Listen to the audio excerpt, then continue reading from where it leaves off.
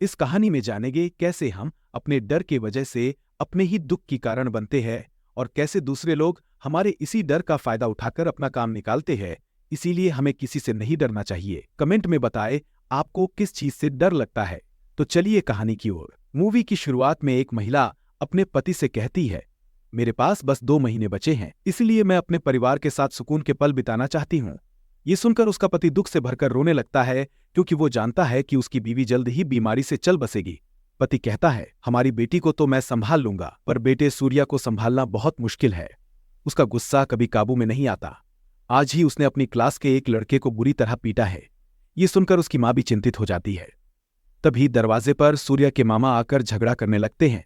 यही हमें पता चलता है कि सूर्या का मामा शराबी है, जो नशे में अपनी पत्नी को मारता था। इसीलिए सूर्या की मां ने अपने ही भाई के खिलाफ शिकायत कर दी थी और उसकी पत्नी और बेटी को सुरक्षित जगह भेज दिया था, ताकि वो उन्हें फिर से परेशान न कर सके। साथ ही हमें यह भी पता चलता है कि सूर्या को अपने मामा की बेटी, जिसे सब कल्याणी कहकर बुलाते हैं, से गहरा प्यार है। मगर कल्याणी सूर्या के गुस्से से डरती है, इसीलिए वो उसके प्यार को कभी समझ नहीं पाई। अब वर्तमान में सूर्या का मामा अपनी बहन को बहुत बुरा भला कहता है, लेकिन सूर्या के पापा अपनी पत्नी को अंदर ले जाते हैं। तभी उन्हें पता चलता है कि सूर्या कहीं गायब है। दरअसल सूर्या अपने मामा को मारने के लिए उसके पीछे भाग रहा था, लेकिन उसका मामा भाग निकलता है और सूर्या उसे मार नहीं पाता। उसकी मां सूर्या को गुस्से में देख लेती है और अगली सुबह उसे समझाने की कोशिश करती है। सूर्या कहता है, मां, मैं अपना गुस्सा काबू में नहीं कर पाता। तब उसकी मां कहती है, ठीक है, हम हफ्ते में एक दिन तय करेंगे जिस दिन तुम अपना गुस्सा निकाल सकते हो। बाकी 6 दिन तुम अपने गुस्से को सहन करोगे। अगर गुस्सा ज्यादा हो तो उस एक दिन पर उसे निकाल सकते हो। सूर्या इस पर सहमति जताता है और मां से वादा करता है। उसकी मां एक दीवार पर सारे दिन लिख देती है और कहती है, जब तुम्हें सही में गुस्सा आएगा तो हम उस दिन को चुनेंगे। धीरे धीरे दिन बीतते हैं और सूर्या हर दिन अपनी मां को अपने गुस्से की वजह बताता है, पर उसकी मां उसे शांत करती रहती है। इस तरह 5 दिन गुजर जाते हैं। फिर एक रात जब उसकी मां उसे असली गुस्से का मतलब समझाने वाली होती, सूर्या सो जाता है। अगली सुबह सूर्या की मां इस दुनिया को छोड़ देती है। जब उन्हें अंतिम संस्कार के लिए ले जाया जा रहा होता है, सूर्या का मामा फिर से आकर अपनी बहन को कोसता है और कहता है, मरने से पहले मेरी बीवी का पता तो बता जाती। गुस्से में वो उन पर चप्पल भी फेंकता है। सूर्या के भीतर गुस्से का सैलाब उमड़ आता है। बारिश के कारण दीवार पर लिखे सारे दिन मिट चुके होते हैं, बस सैटरडे बचा होता है। सूर्या गुस्से में अपने मामा को बुरी तरह से मारता है। उसी दिन सूर्या ने ठान लिया था कि वह अपना सारा गुस्सा सिर्फ शनिवार को ही निकालेगा। कहानी कुछ साल आगे बढ़ती है, जहां हम सूर्या के पिता को एक डायरी चुराते और एक महिला डॉक्टर के पास जाते हुए देखते हैं। वह बताते हैं कि हम कई शहर बदल चुके हैं, क्योंकि सूर्या अपने गुस्से के चलते कई ताकतवर लोगों से दुश्मनी मोल ले चुका है। वो डॉक्टर को बताते हैं, मेरा बेटा संडे से लेकर फ्राइडे तक जिन लोगों पर गुस्सा करता है, उनके नाम इस डायरी में लिखता है, फिर सैटरडे को उन नामों को पढ़ता है। आगे कहानी सूर्या के पिता की जुबानी अतीत में जाती है। यहां हम सूर्या को देखते हैं, जो अब बड़ा हो चुका है। एक दिन वह एक छोटे लड़के को देखता है, जिसे उसके मालिक ने बिना वजह पीटा था। सूर्या उस मालिक से जाकर पूछता है, आपने इस लड़के को क्यों मारा? मालिक बताता है कि लड़के ने घर की घड़ी को 10 मिनट आगे बढ़ा दिया था, क्योंकि उसे देर होने का डर था। इतनी सी बात पर मालिक ने उसे पीट दिया था। सूर्या उनसे सिर्फ इतना कहता है, आप इसे माफी मांग लीजिए, बस। लेकिन मालिक लड़के को फिर से मारता है और उसके आदमी सूर्या पर टूट पड़ते हैं। उस दिन सैटरडे नहीं था, इसीलिए सूर्या कुछ नहीं कहता और चुपचाप मार खाकर वापस चला आता है। फिर जब सैटरडे आता है, सूर्या उस आदमी और उसके साथियों की जमकर धुनाई करता है। वह उस लड़के को भी कह देता है कि कहीं और काम ढूंढ ले। इसके बाद कहानी प्रेजेंट में आती है, जहां डॉक्टर सूर्या के पापा से पूछती हैं, आपका बेटा हमेशा लड़ता ही रहता है क्या? सूर्या के पापा बताते हैं, नहीं, वो तो एक इंश्योरेंस एजेंट है और लोगों की मदद भी करता है।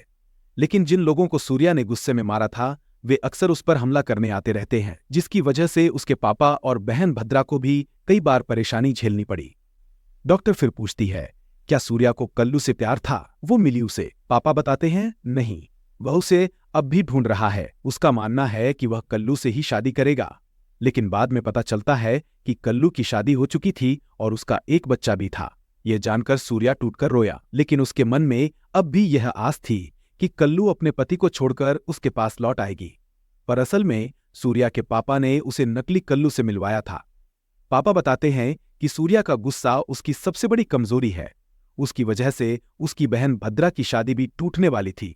सूर्या को भद्रा के ससुर पर गुस्सा आया और उसने उन पर हाथ उठा दिया। इस घटना के बाद भद्रा ने सूर्या से रिश्ता तोड़ लिया और शादी के बाद कभी घर नहीं आई, बस फोन पर ही बात होती है। सूर्या के पापा बताते हैं, मैंने उसी दिन कसम खाई थी कि सूर्या जिन लोगों को सैटरडे को टारगेट करेगा, मैं डायरी में लिखकर उन्हें बचाने जरूर जाऊंगा। इसलिए आज मैं आपके पास आया हूं क्योंकि आपके पति की जान खतरे में है। वह एक स्कूल टीचर हैं और भद्रा ने उन्हें एक लड़की के साथ गलत काम करते हुए रंगे हाथों पकड़ लिया था।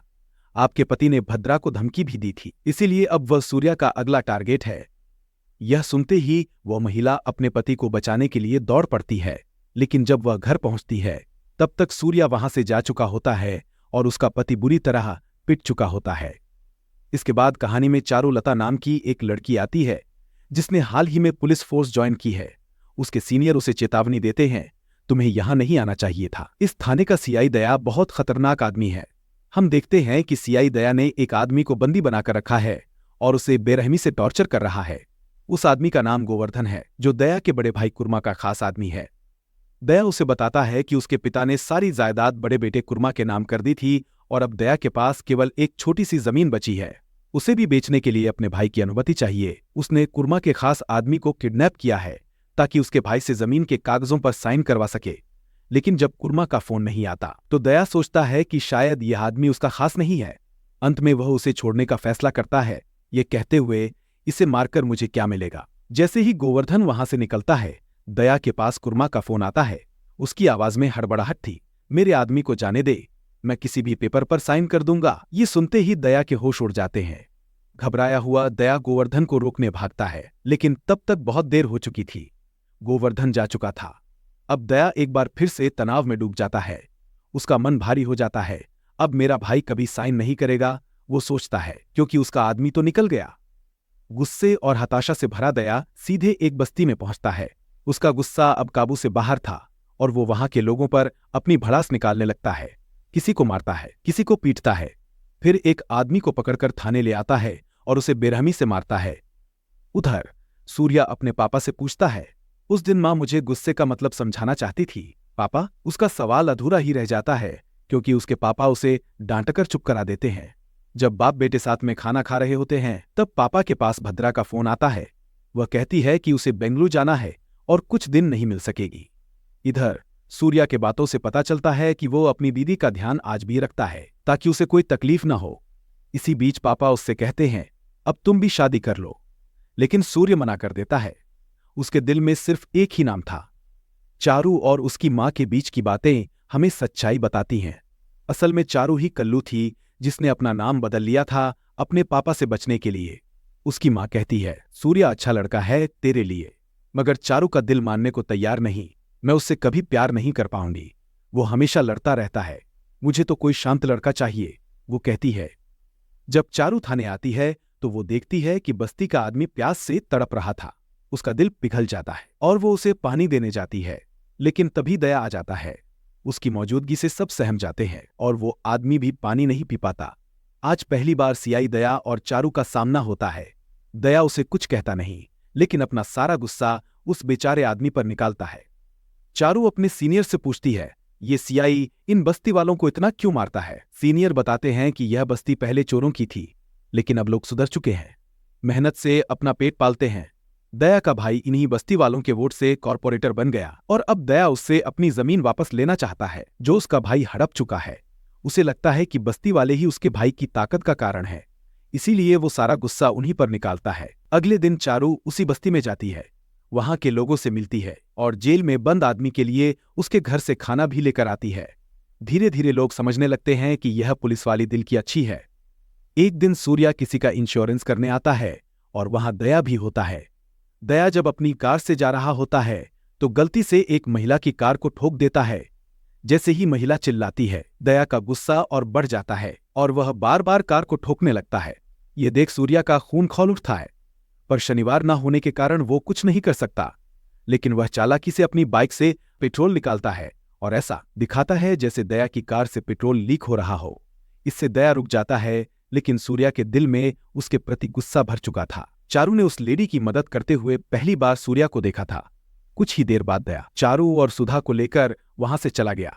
जब सूर्या अपनी बाइक स्टार्ट करने लगा तो उसने पाया कि उसकी बाइक स्टार्ट नहीं हो रही थी, क्योंकि सारा पेट्रोल पहले ही निकल चुका था। तभी चारू अपनी स्कूटी से वहां पहुंचती है और सूर्या को पेट्रोल लाने में मदद करती है। इसी पल में यह एहसास होता है कि कहीं न कहीं चारू को सूर्या पसंद आने लगा था, क्योंकि उसने बिना किसी झगड़े के यह समस्या सुलझा दी थी। रात को जब सूर्या अपनी डायरी में दया का नाम लिखने की सोच रहा था तो बार बार चारू का चेहरा उसके सामने आ रहा था। यह बात उसने अपने पापा से कही और उसके पापा खुश हो गए कि आखिरकार उनके बेटे को कोई लड़की पसंद आई है। दिन बीतते गए और चारू और सूर्या का रोज मिलना जुलना शुरू हो गया। धीरे धीरे दोनों को एक दूसरे से प्यार हो गया। चारू ने बस्ती के लोगों को भी सूर्या से मिलवाया ताकि सूर्या उनका इंश्योरेंस करवा सके। जब सूर्या ने उन लोगों की हालत देखी तो उसे उन पर तरस आया। एक दिन जब चारू को कुछ लोग परेशान कर रहे थे तो सूर्या ने यह सब देख लिया। फिर शनिवार के दिन सूर्या ने उन लोगों को खूब पीटा। इसके बाद जब भी वो लोग चारू को देखते तो डर के मारे दूर रहते थे, लेकिन चारू समझ नहीं पा रही थी कि उन्हें किसने मारा था। एक दिन जब चारू जेल में बंद बस्ती के आदमी को खाना खिला रही थी तभी वहां सुधा आ गया और गुस्से में चारू को भला बुरा कहने लगा। जब चारू ने ये बात सूर्या को बताई तो शनिवार को सूर्या ने सुधा को भी नकाब पहनकर पीट दिया। इसके बाद चारू ने महसूस किया कि जो लोग उसे परेशान करते हैं उन्हें कोई हर शनिवार को मारता है। जब उसने यह बात सूर्या को बताई तो सूर्या ऐसे बर्ताव करने लगा जैसे उसे कुछ भी पता नहीं था। उसे डर था कि अगर चारू को लड़ाई झगड़े के बारे में पता चल गया तो शायद वो उसे छोड़ दे। इधर कुर्मा के आदमी गोवर्धन ने उसे सलाह दी कि दया पागल हो गया है और तुम जमीन के कागजात पर साइन करके उसे दे दो। कुर्मा ने दया को घर बुला लिया, लेकिन दया ने थाने जाकर बस्ती के आदमी को छोड़ दिया और वादा किया कि अब उसे कभी परेशान नहीं करेगा। सूर्या ने पहले जिसे मारा था वह आदमी अपने साथियों से कह रहा था कि सूर्या अब किसी लड़की से मिलने लगा है और उसने सुना है कि वह उसके सामने लड़ना नहीं चाहता। उन लोगों ने सोचा कि यह शनिवार को उसे मारने का सबसे अच्छा मौका है ताकि उसकी सारी अकड़ खत्म हो जाए। उधर चारू की मां ने चारू से कहा कि जिस लड़के को तुम पसंद करती हो उसे मुझसे मिलवाओ। यह सुनकर चारू बेहद खुश हो गई और उसने कहा कि वह सूर्या को अगले दिन रात के खाने पर बुलाएगी। जब चारू ने यह बात सूर्या को बताई तो सूर्या ने यह बात अपने पापा से कही। उसके पापा ने उसे सलाह दी कि वह चारू को सब सच बता दे, नहीं तो बाद में परेशानी हो सकती है। सूर्या का दोस्त भी उसे यही सलाह देता है। अगले दिन दया अपने भाई से जमीन के कागजात पर साइन करवाने आया, लेकिन कुर्मा ने उसे 5 घंटे तक बिठाए रखा और उसे पानी तक नहीं दिया। दया को समझ आ गया कि वह फिर से धोखा खा गया है।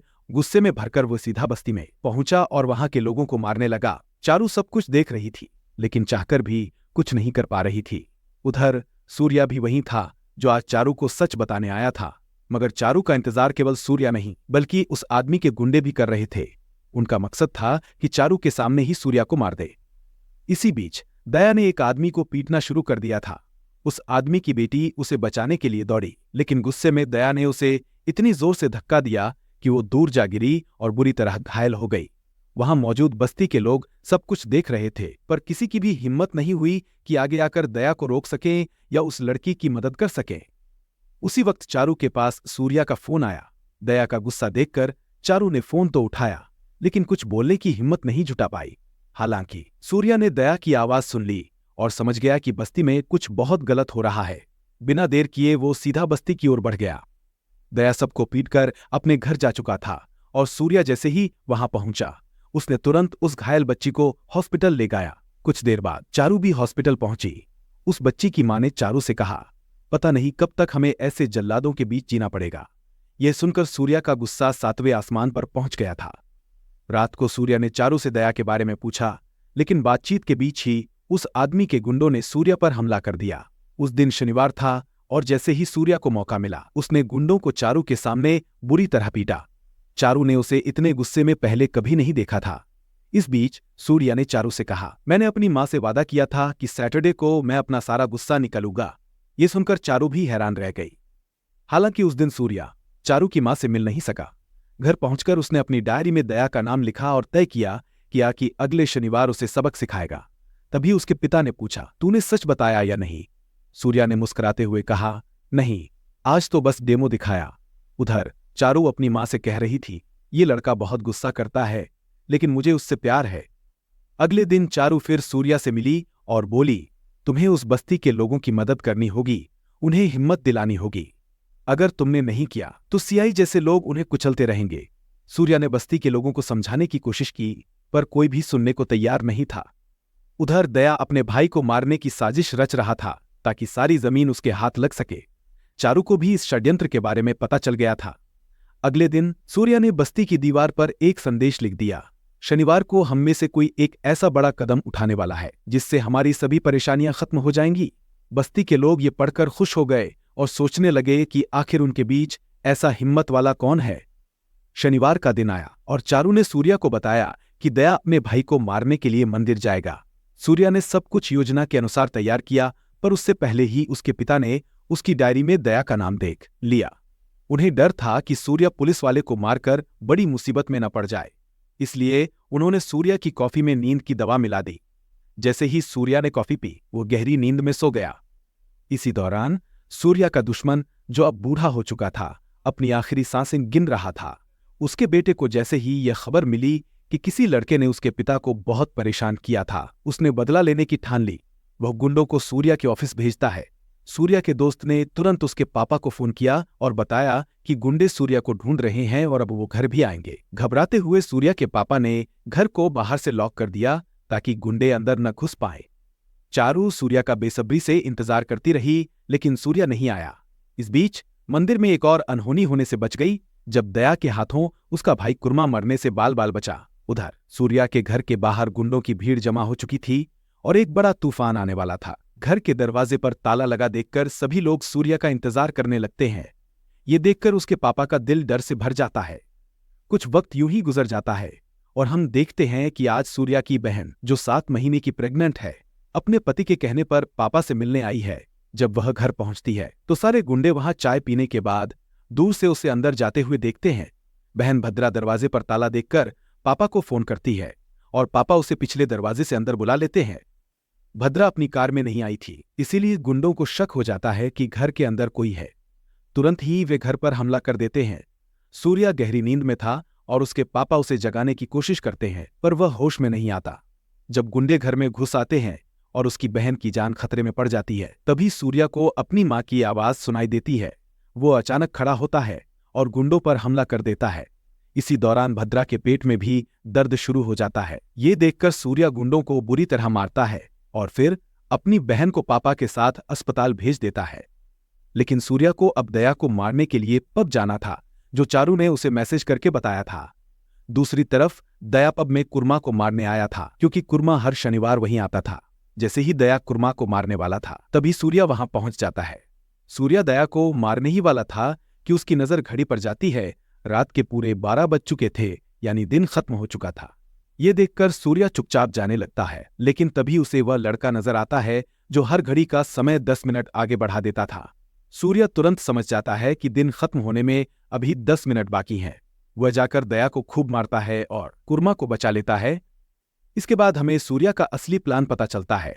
उसे दिखाना था कि दया अपने ही बड़े भाई को मारना चाहता है ताकि कुर्मा उसे मारकर अपना बदला ले सके। कुर्मा यह सब देख लेता है और सूर्या का प्लान काम कर जाता है। फिर दया और सूर्या के बीच लड़ाई होती है, जिसमें सूर्या उसे बुरी तरह मारकर वहां से भाग जाता है। सूर्या का चेहरा ढका हुआ था, इसलिए दया उसका चेहरा देख नहीं पाता। बस्ती में एक आदमी आकर यह खबर देता है कि किसी ने दया को बुरी तरह पीटा है। यह सुनकर बस्ती वाले खुश हो जाते, क्योंकि शनिवार का यही कांड होना था। अगले दिन सूर्या अपनी बहन से मिलने आता है। उसकी बहन बहुत नाराज होकर उसे सुनाती है, मैं कल ही आई थी और तेरी इस दुश्मनी के कारण मेरा बच्चा मरते मरते बचा है। यह सुनकर सूर्या अंदर से टूट जाता है। वह चुपचाप खड़ा रहता है और तय करता है कि अब वह लड़ाई झगड़े से दूर रहेगा, वरना उसकी बहन उससे कभी बात नहीं करेगी। कुछ दिन अच्छे गुजरते हैं। उसकी बहन भी उससे बातचीत करने लगती है। सूर्या उस आदमी को श्रद्धांजलि देने जाता है जिससे उसकी दुश्मनी थी, और इसी के साथ उसकी पुरानी दुश्मनी का अंत हो जाता है। अब हम कुर्मा को देखते हैं, जिसने अपने आदमियों से दया को पकड़वा लिया था। दया को लगने लगा था कि अब उसका आखिरी वक्त आ गया है। वो सोच रहा था कि कुर्मा उसे मार डालेगा, लेकिन तभी कुर्मा कहता है, तूने मेरी जान बचाई, ऐसा क्यों किया? असल में कुर्मा को एक बड़ी गलतफहमी हो गई थी। इस पर दया ने समझदारी से बात बनाते हुए कहा, भैया मैं आपको कुछ भी नहीं होने दूंगा, आप मेरे बड़े भाई हैं। और इस तरह दोनों भाई फिर से एक हो गए। इसके बाद कुर्मा ने कहा, उस आदमी का पता लगाओ जिसने मुझे मारने की कोशिश की और दया का यह हाल किया। सारे लोग इस काम में जुट गए और दया भी थाने जाकर उस हमला करने वाले की तलाश करने लगा। लेकिन दया के मन में एक सवाल बार बार आ रहा था। वो लड़का जिसने उसे मारने की कोशिश की थी, वो पहले क्यों चला गया था? और फिर घड़ी देखकर लौटकर उतर उसने फिर हमला क्यों किया? इन सारी बातों को जोड़कर दया ने समझ लिया कि वह उसे शनिवार को मारने आया था। दया ने अपने साथी सुधा से कहा, पता करो शनिवार के दिन इस इलाके में कितनी शिकायतें दर्ज हुई हैं। सुधा ने जब जानकारी इकट्ठी की तो बताया कि उस दिन कोई शिकायत नहीं आई सिवाय के जो आज आई थी। वो शिकायत करने वाला आदमी बाहर बैठा हुआ है। जब दया बाहर आया तो उसने देखा कि वो आदमी कोई और नहीं बल्कि सूर्या था। सूर्या ने बताया, मुझे शनिवार के दिन एक मास्क पहने हुए आदमी ने बुरी तरह पीटा था। यह सुनकर पहले तो दया को सूर्या पर ही शक हुआ और उसने सूर्या को थाने ले जाकर खूब मारा। लेकिन जब सूर्या डरकर सच्चाई बताने लगा तब दया को एहसास हुआ कि सूर्या सच बोल रहा है। सूर्या ने कहा, मैंने उसे देखा था, उसका आधा चेहरा ढका हुआ था। अगले दिन दया ने सूर्या को लेकर सारे गुंडों के चेहरे दिखाए, लेकिन सूर्या ने सभी को पहचानने से इनकार कर दिया। ये देखकर चारू भी सोच में पड़ गई कि सूर्या ऐसा क्यों कर रहा है। दिन बीतते गए और एक दिन कुछ लोग सूर्या को उठा ले गए। उसी समय सुधा ने दया को खबर दी कि उसने उस आदमी का पता लगा लिया है जिसने आप पर हमला किया था। तभी कुर्मा का फोन आया, जिसने मुझे मारने की कोशिश की थी उसे पकड़ लिया गया है। दया वहां तुरंत पहुंचा और देखा कि पकड़ा गया आदमी कोई और नहीं, सूर्या था। दया ने सूर्या को छुड़वाते हुए कहा, तुमने एक गलत आदमी पकड़ लिया है। फिर उसने एक फोटो दिखाई जिसमें दीवार पर कुछ लिखा हुआ था जो साबित करता था कि असली हमला करने वाला बस्ती से ही कोई था। इसके बाद दया और सूर्या बस्ती लौटे और दया ने सूर्या से कहा कि वह हमलावर को पहचान ले, लेकिन सूर्या ने सबको पहचानने से इनकार कर दिया और उसे बहुत दुख हो रहा था कि उसकी वजह से बस्ती वालों पर अत्याचार हो रहा है। सूर्या घर लौटा और अपने पिता से सारी बातें बताईं। उसके पिता ने कहा, बेटा इस बार दिल की सुन, मैं तुझे नहीं रोकूंगा। तेरी माँ भी यही कहती थी कि असली गुस्सा वो नहीं होता जिससे लोग डरे, बल्कि वो होता है जिससे लोगों को हिम्मत मिले। ये सुनकर सूर्या के दिल में बदलाव आया और अगले दिन वो सीधा बस्ती पहुंचा। वहां जाकर उसने लोगों को हिम्मत देने की कोशिश की। अगर तुम दया के सामने खड़े हो जाओ तो कोई ना कोई जरूर तुम्हारी मदद करेगा। दया के मन में शक की लहरें उठ रही थीं। उसे लगने लगा कि कोई तो था जिसने कुर्मा को बचाने की जानकारी दी थी और उसका शक चारू पर गया, क्योंकि वह भी बस्ती वालों की मदद कर रही थी। जब दया ने सारी कड़ियां मिलाईं तो उसे यह समझ में आया कि वो लड़का और कोई नहीं, सूर्या ही था जो शनिवार के दिन हमला करता था। तभी कुर्मा आया और उसने पूरी सच्चाई उजागर की। उसने सीसीटीवी फुटेज दिखाई जिसमें दया खुद कुर्मा पर हमला करने वाला था और सूर्या ने उसकी जान बचाई थी। यह देखकर दया को इतना गुस्सा आया कि उसने अपने ही भाई कुर्मा की जान ले ली। जब कुर्मा के आदमी वहां पहुंचे तो दया ने नाटक किया कि सूर्या आकर कुर्मा को मार गया है। सारे लोग सूर्या को मारने के लिए दौड़ पड़े।